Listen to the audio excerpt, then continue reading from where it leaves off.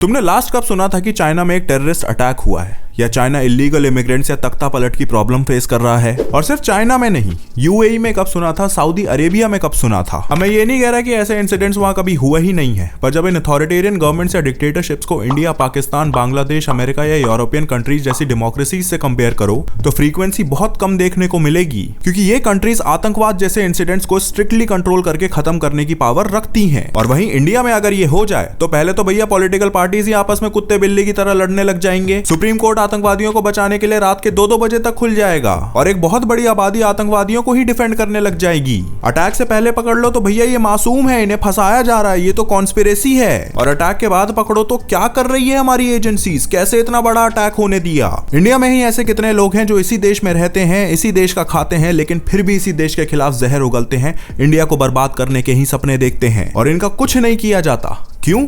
क्योंकि भैया डेमोक्रेसी खतरे में आ जाएगी। डेमोक्रेसी को ढाल बना के इंडिया को जितना बर्बाद किया गया है ना, मुझे नहीं लगता किसी और देश को किया गया है। अब तुम अग्री करो या नहीं, पर डेमोक्रेसी इंडिया जैसे देश के लिए सूटेबल नहीं है। डेमोक्रेसी वहां बेनिफिशियल होती है जहां लोग समझदार होते हैं, उनमें अकल होती है। तुम उस देश में क्या उम्मीद करोगे डेमोक्रेसी से डेवलपमेंट की, जहां पे लोग 1000 रुपए या दारू की बोतल लेकर अपना वोट बदल देते हैं, धर्म और जात देखकर वोट डालने जाते हैं। अब डेमोक्रेसी को डिफेंड किया जाता है कि भैया इससे हमें फ्रीडम ऑफ स्पीच मिलती है, हम अपनी आवाज उठाते हैं। पर खुद सोचो, डेमोक्रेसी में तुम अपनी आवाज उठा तो लेते हो, पर उस आवाज को कोई सुन भी रहा है? आवाज सुन ली जाती तो भैया देश की समस्याएं खत्म नहीं हो जाती। लोकतंत्र में गद्दी पे बैठने वालों के चेहरे बदलते हैं, नियत नहीं।